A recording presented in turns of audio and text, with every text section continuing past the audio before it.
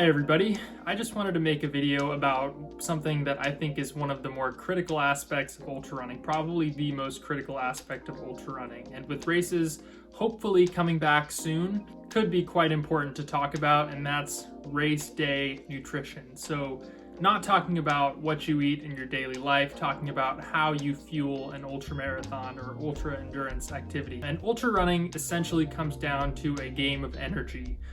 You're trying to put out power for 10 to 20 to 30 hours. And that energy comes from two things, essentially. It comes from your fat stores and it comes from the glycogen that's stored in your muscles. And the idea is to cut down the energy deficit that you're using, so you're getting most of your energy from your glycogen stores and not as much from your fat stores because your body prefers glycogen. And when you run out of glycogen, that's when you see the phase that is often called hitting the wall or bonking. It's when you start to see people crawling across finish lines or forgetting crucial information or staggering or all that kind of stuff. So before I begin, this is my opinion. I'm not a doctor. I've run 12 or something ultra marathons, and to me it seems like ultra running nutrition is some combination of science and trial and error. The best science is no substitute for finding out what works for yourself. So when you're running an ultra, you're probably burning, 600 to 800 calories per hour. And some claim that you can increase the amount of energy that you get from your fat stores, so you're able to cut back on the amount that you're actually consuming. There was a runner, Michael McKnight, who I think subscribes to the optimized fat metabolism, OFM, something like that. And he proved that it was possible to run 100 miles without eating anything. But to get the best out of yourself, you're gonna need to be taking in as many calories as you successfully can. And that comes down to three things. The first of all is calories. How much energy are you actually getting from the food that you're eating every hour? And then there's digestibility, comparing fibrous foods like fruit to something like a gel, which goes into the body super quick. And then the third thing is palatability, which comes in especially handy when you're running for 10 to 30 hours. And I'll get into all these three things. Once again, this is just my opinion, but in my opinion, on race day, you kind of have to throw out the concept of healthy eating.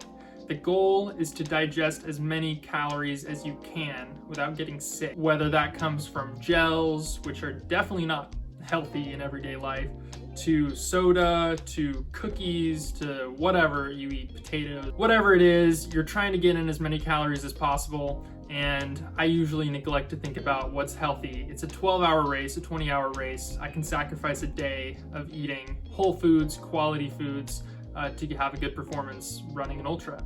So like I said, calories are definitely the name of the game. In an ultra marathon, I think the typical rule of thumb is 200 to 300 calories per hour. And that's gonna depend on how big you are, because obviously if you're a lot bigger, it takes more energy to move yourself along the trails.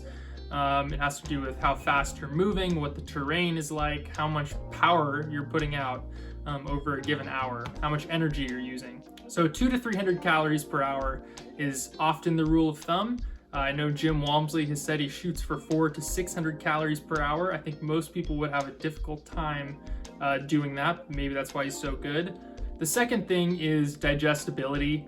I have experimented with a number of different fuel sources, from gels to more like dates and nuts, something like that. One of the worst races I ever ran was a race in Wellington, New Zealand. I arrived late the night before, went to a grocery store and bought a bunch of these date nut bars to try to use in the following day's race. And even though the calorie count was sufficient, I think they were just kind of sitting in my stomach. They weren't digesting very quickly. I spent sort of the last 20 miles of the race in sort of a haze. I forgot where I was at one point. Walked a lot, terrible time. On the other hand, one of the best races I've had was a 50K, a more runnable 50K. It had about 2,600 feet of vert. And I ended up finishing in about 4:23. And for that race, I ate one gel every 20 minutes consistently for 4 hours. So I ate 12 gels.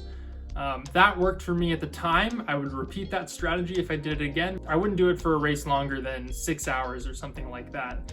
And that's when it comes down to palatability. I honestly think that gels for me are the optimum way to fuel, and there are even examples of elite runners like Ian Sharman or Karl Meltzer eating 30 to 40 gels over the course of their 100-miler.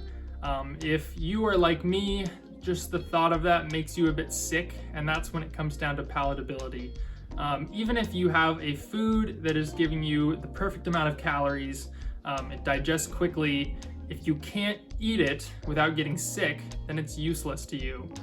So even though gels might work for you for 5 or 6 hours, when you start to go into the 8-hour range, the 10-hour range, you have to think about foods that you're going to enjoy. And if you're craving something that doesn't necessarily fit the mold of like quick digesting carbohydrates, if you're craving fat and protein in the form of, you know, whatever, bacon or pizza or nuts, I would lean into that. Another thing that I think is worth mentioning is that on really, really long runs, especially runs that are unsupported, fat can be a bit of an asset. Fat is 9 calories per gram compared to 4 calories per gram of carbohydrate or protein. You'll see a lot of runners on long FKTs where they have to carry all their food on their back, eating foods that have more fat because it's more efficient, it's less weight to carry and the same amount of energy. So fat can be an asset, but again, what you can tolerate is the name of the game. So in terms of specific foods, I've already mentioned a couple. The first that I mentioned was gels. This is a toasted marshmallow gel. Like I said, I will honestly eat these as long as I can in a race. I think it's just, for me, the quickest way to get energy in. But after 6, 8, 10 hours, I need real food. So in a typical race, what I'll often do is plan on eating 2 gels per hour, and then at every aid station, which hopefully comes about every hour, I'm taking in 100 calories of something else, whether that's potatoes or peanut butter and jelly sandwich squares or something like that. There's also plenty of real foods that kind of blur the line between something that digests quickly like gel and something that is harder on the stomach like pizza or a sandwich.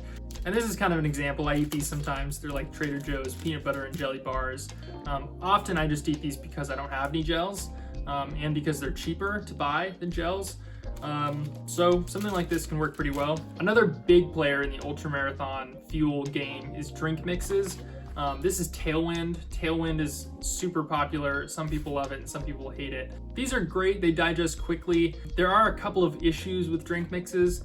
The biggest one for me is that it's thirst dependent. You know, if you have a consistent mixture in your drink, but you're drinking variable amounts throughout the day, depending on how thirsty you are, then you're getting different amounts of calories. I'm often not very thirsty in the beginnings of my races, and then I start to drink more as the race goes on. So that could mean that you're not getting in any calories in the first hour of your race or whatever, or you're getting in way too many in the hotter, later parts of the race. So these are good, but you kind of have to work them in with other things. It's a bit tricky. Another thing that I will add is that many of these are caffeinated. So if you're drinking this all day long, you might find that when you finish your race and you go to bed, you are completely wired and you can't. And that also goes for gels, by the way. Many of them are caffeinated. So if you eat 20 of them, you might have some heart palpitations. And then real food, and this kind of goes back to the theme of this whole thing. You have to find out what works for yourself. I know people personally who use the craziest things. I knew a guy who fueled with bacon and marshmallows. I've heard stories of people sipping olive oil in the later parts of their race because they couldn't eat anything. Famous world record holder Camille Herron is well known for turning around bad races by drinking beers. These are things that I wouldn't recommend or haven't really tried, but really whatever works for you, whatever allows you to get the calories in that digest quickly in large numbers without getting sick is the name of ultramarathon running. All right, that's the end of my tips for fueling during ultramarathons. I hope you guys are able to get out there in the next year. But I'm gonna turn it over to you guys because ultra runners often have great stories. What is the craziest thing that you've eaten in one of your races or seen somebody else eat? Let me know in the comments below. And if you like these videos, if you like adventure runs, which is the majority of what I do, or training for ultramarathons, please subscribe to the channel and thanks for watching.